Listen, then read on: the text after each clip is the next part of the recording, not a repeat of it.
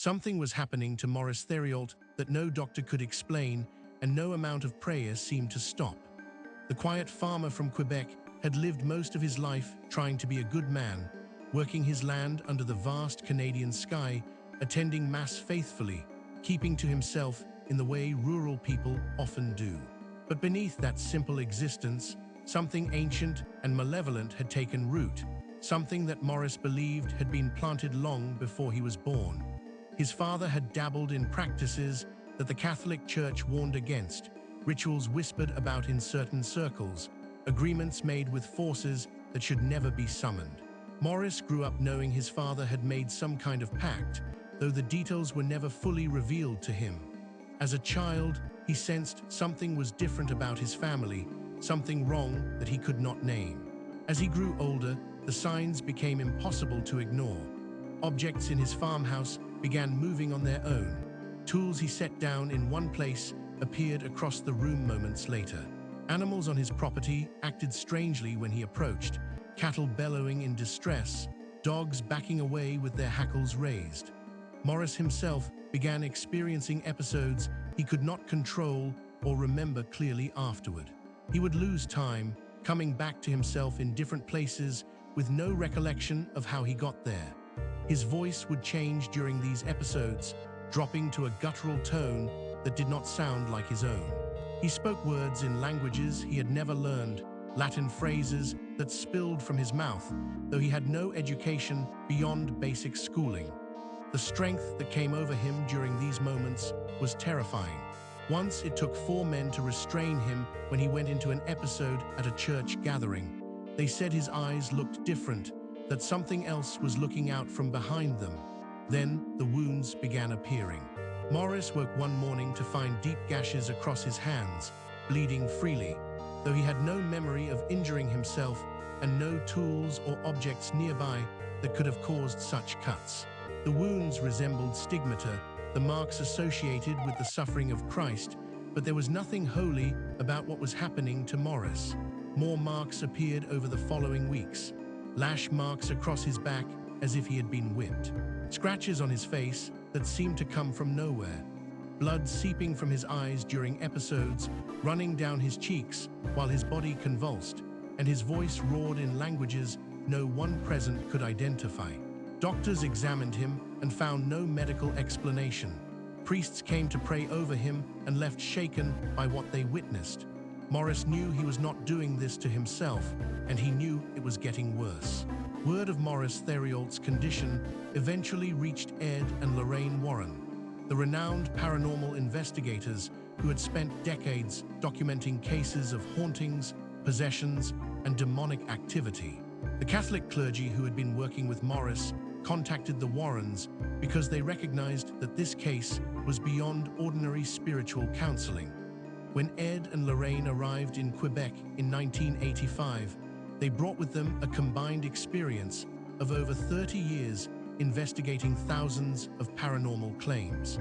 Ed Warren was a demonologist, trained to recognize the signs of genuine demonic presence and to distinguish it from mental illness, fraud, or misunderstanding. Lorraine Warren was a clairvoyant, possessing a sensitivity to spiritual presence that had been tested and verified across countless investigations. Together, they had seen nearly everything the paranormal world could offer, but even they were unprepared for the intensity of what they encountered in Maurice Therault. Lorraine Warren later described meeting Maurice for the first time as one of the most unsettling experiences of her investigative career. She said she felt 2 distinct presences when she looked at him. One was the man himself, exhausted and frightened, desperate for help and relief from the torment that had consumed his life. The other was something else entirely, something that looked back at her with recognition and hostility, aware of who she was and why she had come. Ed Warren conducted extensive interviews with Maurice, gathering details about his family history, his father's occult involvement, the progression of symptoms, and the nature of the episodes. After days of observation and documentation, Ed Warren's assessment was clear and unambiguous. Maurice Therault was genuinely possessed by a demonic entity, and the possession had its roots in generational spiritual contamination passed down through his family line. What made this case particularly significant in the Warren archives was the physical evidence. Most possession cases involve behavioral changes, voices, and subjective experiences that are difficult to document objectively. But Maurice's case included wounds that appeared spontaneously in front of witnesses, bleeding that had no medical cause, and physical transformations that were observed by multiple credible witnesses, including clergy, medical professionals, and the investigators themselves. During one session that Ed Warren attended, Maurice went into a full demonic episode. His entire demeanor changed in an instant. His voice dropped to a register that seemed impossible for a human throat to produce, resonant and guttural, filled with contempt. The entity spoke directly to Ed Warren, addressing him by name, speaking with a familiarity that suggested it knew him from previous encounters. The words it used were mocking and threatening, making clear that it had no intention of leaving Maurice without a fight. Lorraine Warren, whose clairvoyant sensitivity had allowed her to remain present during some of the most intense paranormal encounters documented in the field, found herself unable to stay in the room during one of Maurice's episodes. She later described the presence as overwhelming, a spiritual heaviness that pressed down on her until she felt physically ill. Ed Warren himself, a man who prided himself on professional detachment and methodical investigation, admitted that the Maurice Therault case made him feel physically sick during certain sessions. He said the demonic presence in this case was among the most powerful he had encountered in over 3 decades of work. The entity was not only present, but aware, intelligent, and deeply entrenched in Maurice through what the Warrens believed was a legal spiritual claim established by his father's occult involvement years earlier. The concept of generational demonic access was not new to the Warrens, but the Maurice Therault case illustrated it with stark clarity. The entity claimed rights over Maurice because of actions taken by his father before Maurice was even born. This raised profound questions about spiritual inheritance, about how the choices made by one generation could bind the next, about the mechanisms through which demonic forces establish and maintain their presence in human lives. The Warrens worked closely with Catholic clergy who understood these dimensions of spiritual warfare. Together, they prepared for an exorcism, the formal ritual by which the Catholic Church confronts and expels demonic entities from possessed individuals. The exorcism performed on Maurice Therault was one of the most prolonged and intense documented in the Warren case files. It addressed not only the immediate possession, but also the generational spiritual claim that had made Maurice vulnerable in the first place.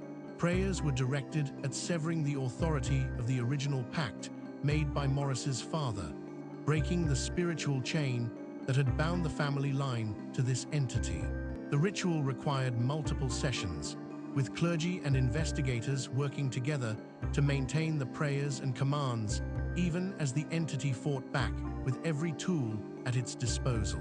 Maurice's body convulsed, his voice raged in multiple languages, his strength surged beyond human capacity, but the exorcism continued until the entity's hold was finally broken. The outcome was successful. Maurice experienced a dramatic reduction in the episodes that had plagued him for years. The wounds stopped appearing, the voices ceased, the loss of control and terrifying blackouts ended. Maurice Therault returned to his farm and his quiet life, though he carried the memory of what he had endured for the rest of his days. Unlike many who experience the paranormal and retreat into silence, Maurice chose to speak publicly about his ordeal in later years. He felt that pretending it had not happened would be a kind of dishonesty, and he wanted others who suffered similar torment to know they were not alone and that help was possible. The case was documented in the book Satan's Harvest, co-written by the Warrens with Michael Lazalandra and Mark Merenda, and published in 1990. The book provided detailed accounts of Maurice's experiences, the investigation process, and the theological and practical dimensions of the exorcism. It stands as one of the most significant cases in the Warren archive for multiple reasons. The physical evidence was extensive and witnessed by credible observers. The involvement of multiple clergy members added institutional weight to the claims. The generational dimension provided insight into how demonic presence can be transmitted across family lines through occult involvement. When Ed Warren was asked in interviews whether he truly believed demonic possession was real, he often cited Maurice Therault as his answer. Here was a man with no reason to lie, no benefit to gain from public attention, whose suffering was witnessed by priests, doctors, and investigators, and whose recovery after exorcism was equally well documented by those same witnesses. The Maurice Therault case remains a cornerstone of possession research, a reminder that some battles are fought not in the visible world, but in the spiritual realm where the stakes are nothing less than human souls. Hashtags: number paranormal, number true crime, number horror, number scary, number demon, number possession, number Ed and Lorraine Warren, number exorcism, number supernatural, number haunted, number creepy, number mystery, number docuseries, number Vanishing Roads, number true horror. This story was created with AI assistance based on documented paranormal case files. All events reference real investigations by Ed and Lorraine Warren.